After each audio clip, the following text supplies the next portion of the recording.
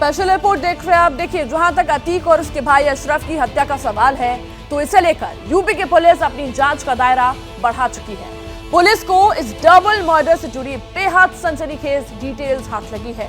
ये ऐसी जानकारी है जिसने कत्ल की जांच की सुई प्रयागराज की तरफ फिर से मोड़ दी है।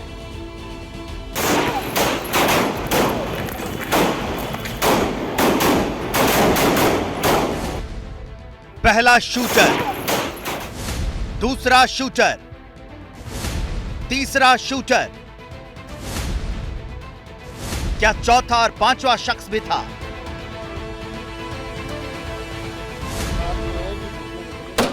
पंद्रह अप्रैल को प्रयागराज में हुए शूटआउट में इन तीन शूटर्स को पूरी दुनिया ने देखा। कैमरे ने कैद किया। अतीक और अशरफ के कत्ल के बाद तीनों ने सरेंडर भी कर दिया। लेकिन एसआईटी की जांच में बेहद चौंकाने वाली बात सामने आई है। पता चला है कि तीन शूटर्स के साथ उनके दो और मददगार वहीं मौजूद थे। इस खुलासे की डिटेल्स बताएं उससे पहले 18 अप्रैल को दिए बीएसपी सांसद अफजाल अंसारी का ये बयान सुन लीजिए। ये सारी स्क्रिप्ट तब पहले से तैयार थी। इतने शानदार वो वेपन जो मिले और वो तीन ही मारे हैं। हमें तो कोई बता रहा था कि 5 लोग शूट किए। अभी जो असली उसमें जो शूट करने वाले थे ये तो तीनों थे ही, इसके अलावा भी थे। ये जांच का विषय है। अतीक हत्याकांड के 3 दिन बाद मुख्तार अंसारी ने 5 शूटर्स की थ्योरी फ्लोट की थी। कहा था कि पुलिस को 2 और शूटर्स को ढूंढना चाहिए। अब ये इत्तेफाक है या कुछ और, लेकिन इतना तो तय है कि इसी लाइन पर एसआईटी की जांच आगे बढ़ी है और नए खुलासे हुए हैं। खुलासा नंबर 1, पुलिस सूत्रों का दावा है कि माफिया ब्रदर्स पर ताबड़तोड़ गोलियां बरसाने वाले तीनों शूटर्स के साथ 2 मददगार भी मौके पर ही मौजूद थे। खुलासा नंबर 2, एसआईटी जांच के दौरान शूटर्स के दोनों साथियों के मौकाए वारदात के आसपास मौजूदगी के सबूत मिले। खुलासा नंबर 3, एसआईटी जांच में पता चला है कि दोनों मददगार 3 शूटर्स को लगातार इंस्ट्रक्शंस दे रहे थे। खुलासा नंबर 4, पता ये भी चला है कि ये दोनों मददगार शूटर्स को न सिर्फ गाइड कर रहे थे बल्कि लगातार जरूरी दिशा निर्देश भी दे रहे थे। खुलासा नंबर 5, सूत्रों के मुताबिक अतीक और अशरफ हत्याकांड के वक्त दोनों मददगार में से एक कॉल्विन अस्पताल परिसर में था, जबकि दूसरा अस्पताल के बाहर ही खड़ा था।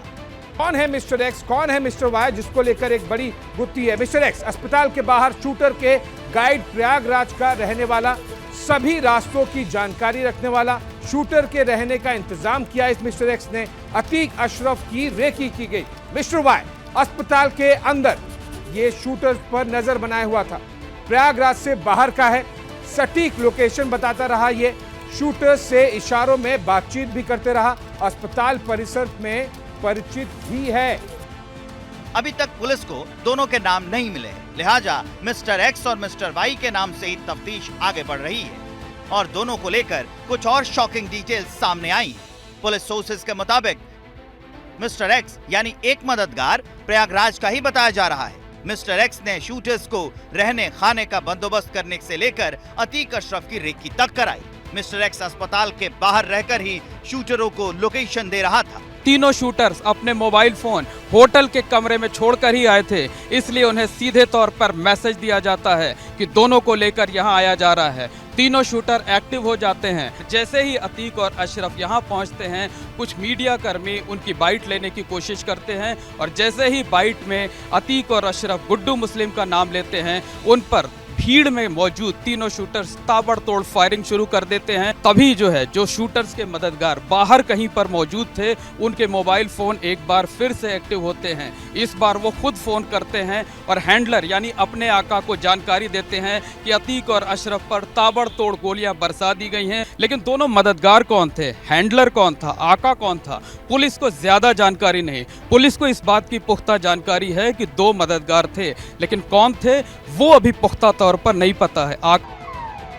जिस वक्त ये सारी जांच चल रही थी, उसी दौरान पुलिस तीनों आरोपियों से पूछताछ कर रही थी। पूछताछ में भी पुलिस को मोबाइल फोन्स को लेकर नई जानकारी पता चली है। पुलिस सूत्रों के मुताबिक दोनों मददगारों ने ही शूटर का रेलवे स्टेशन के प्लेटफॉर्म नंबर 1 की तरफ एक होटल में ठहरने खाने का इंतजाम कराया था। एसआईटी की टीम को उस होटल से शूटर्स के 2 पुराने फोन भी मिले हैं। हालांकि दोनों ही पुराने फोन में कोई सिम कार्ड नहीं मिला। इस बीच शूटर्स ने फिर दोहराया है कि उनका कोई आका नहीं था और चर्चा पाने की नीयत से उन्होंने खुद ही वारदात को अंजाम दिया। शूटर्स लगातार अपना बयान भी बदल रहे हैं। पुलिस की एसआईटी ने जो जांच शुरू की तो घटना के आसपास तकरीबन 1000 से ज्यादा मोबाइल नंबर इस मोबाइल टावर के संपर्क में थे।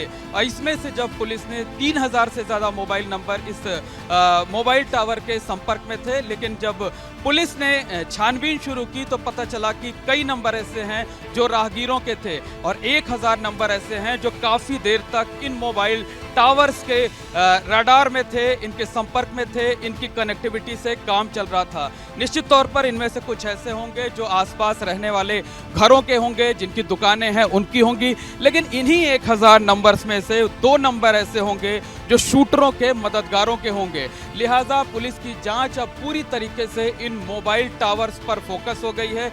पुलिस को लगता है कि मोबाइल टावर के डेटा के सहारे शूटर्स के मददगारों और उनके आका तक पहुंचा जा सकता है, लेकिन इतने सारे मोबाइल की जानकारी हासिल करना आसान काम नहीं है। मगर फिर भी मोबाइल टावर से माफिया ब्रदर्स के मर्डर को लेकर उम्मीद की रोशनी जरूर दिखी।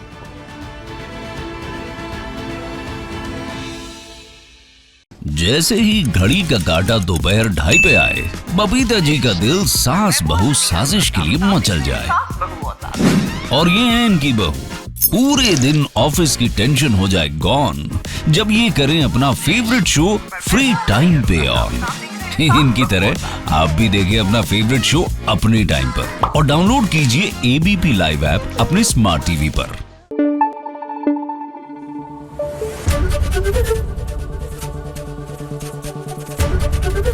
एबीपी न्यूज आपको रखे आगे।